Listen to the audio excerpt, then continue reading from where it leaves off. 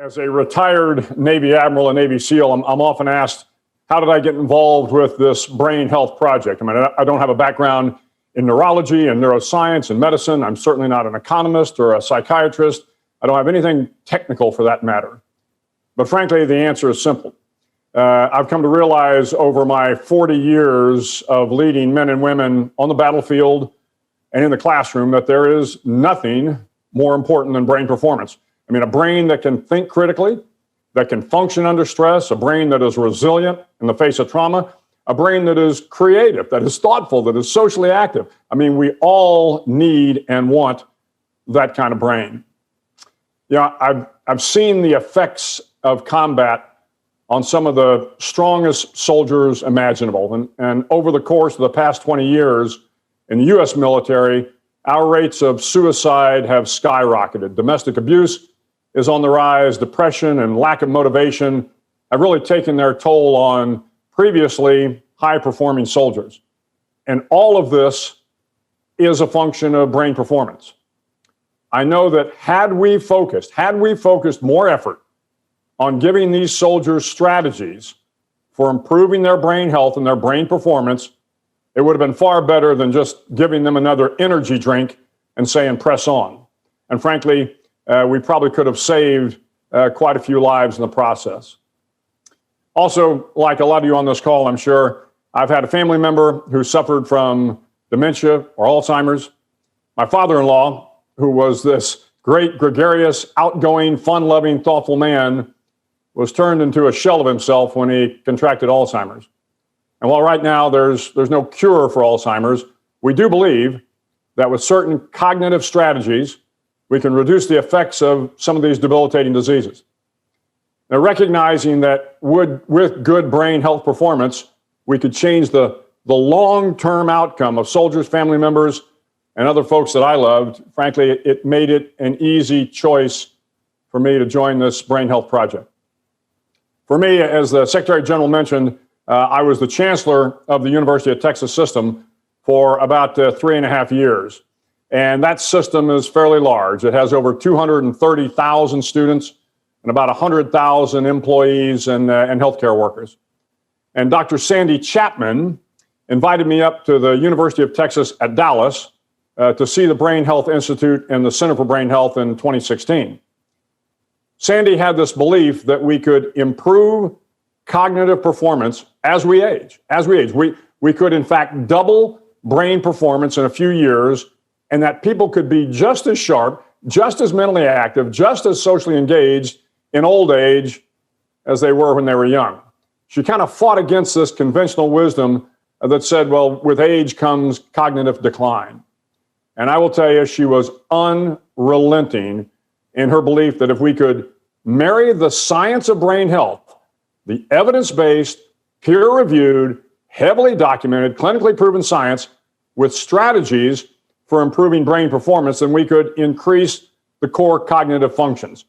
As the Secretary General mentioned, we could improve work productivity, we could enhance creativity, we could reduce stress and improve resilience without ever once using pharmaceuticals or neurological intervention. We could change the world. It was about making better lives for all people, men and women, young and old, rich and poor, black and white, better lives no matter where they lived or who they were. It really was about improving their cognitive, emotional, and physical well-being with really very little effort.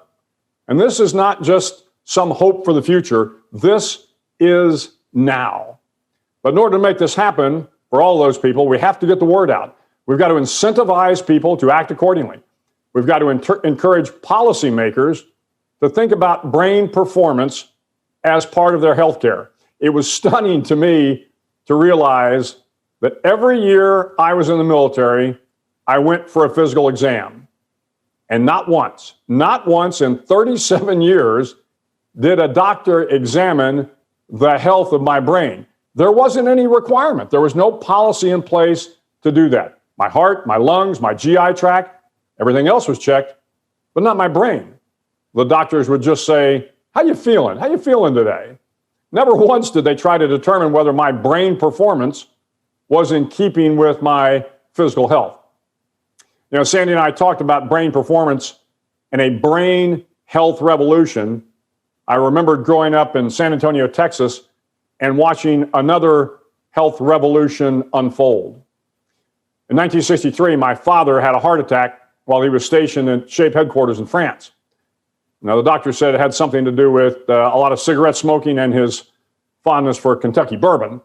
But he was hospitalized for a long time, and when he recovered, he was reassigned to Lackland Air Force Base in San Antonio. Unfortunately, over the course of the next several years, he had more cardiac problems and eventually retired from the Air Force after 26 years.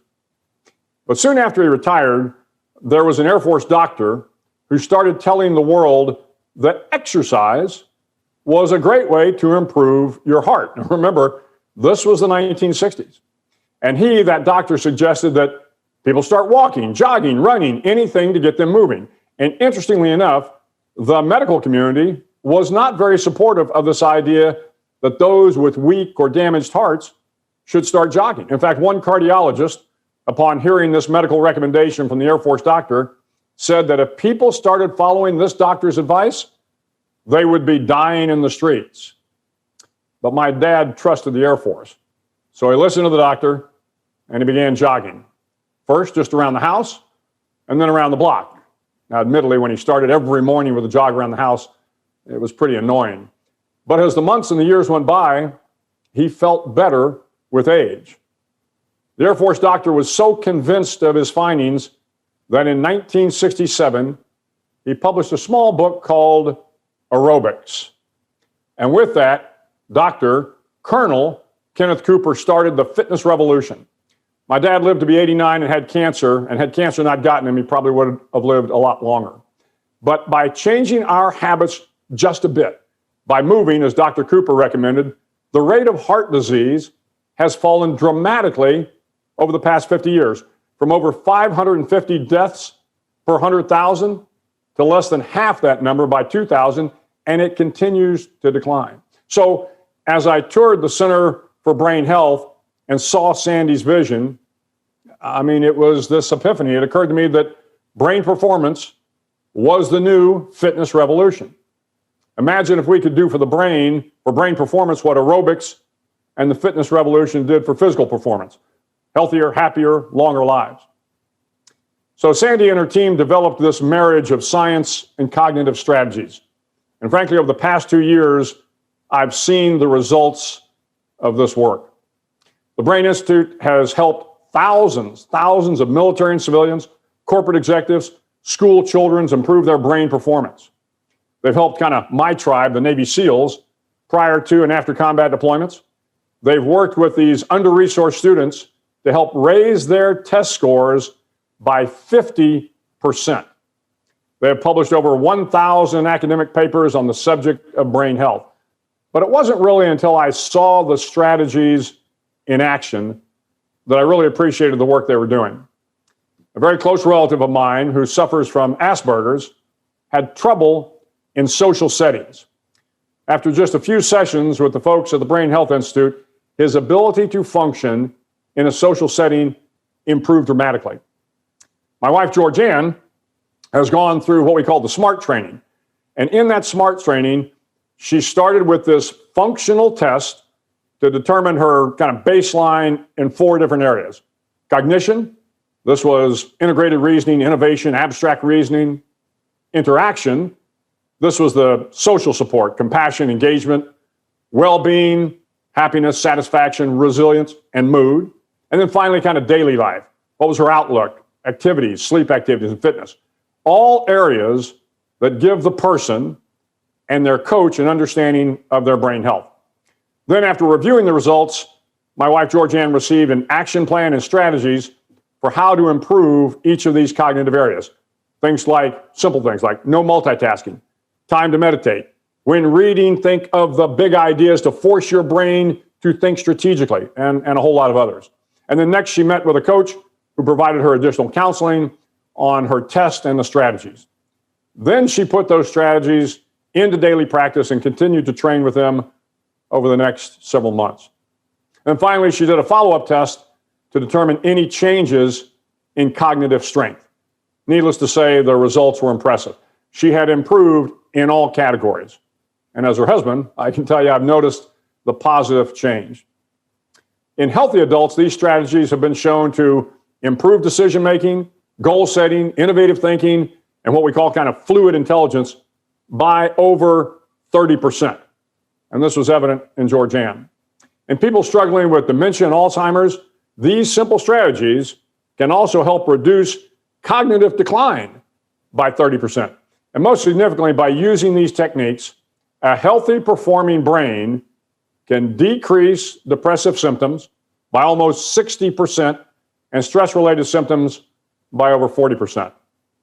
Now, while I thought all that was interesting, what kind of really got my attention was when my oldest son took the baseline test. Now, all of you are parents know your children's strengths and weaknesses by heart.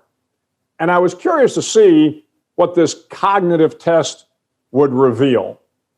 Frankly, and a bit to my surprise, the test results were a remarkable representation of my son's cognitive traits. The science was solid in my mind. And although after 600 peer-reviewed papers and tests, the science should not be in doubt, but everybody wants to see it in action. And I knew that if this evidence-based approach to improving cognitive performance could work with my family, it could work anywhere. So here was an opportunity to fundamentally change the world, not just a few people, but the 7.5 billion people in the world. Well, that is what we're setting out to do here with the Brain Health Project. And as Sandy will tell you, and Harris and Tom, Sandy has assembled a remarkable group of world-class folks in this cohort, scientists, researchers, clinicians, thought leaders, all intent on one thing, ensuring the world has the opportunity to improve the lives of everyone.